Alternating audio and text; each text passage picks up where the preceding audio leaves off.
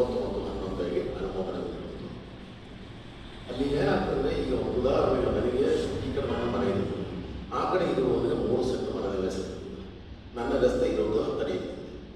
ಇವರು ಒಂದು ಸ್ಥಳ ಪರಿಶೀಲನೆ ಮಾಡಿ ಡಿಮಾರ್ಕೇಶನ್ ಮಾಡುವಾಗ 20 ಅಡಿಗೆ ಕೊಡ್ತಾ ಇರ್ತದೆ.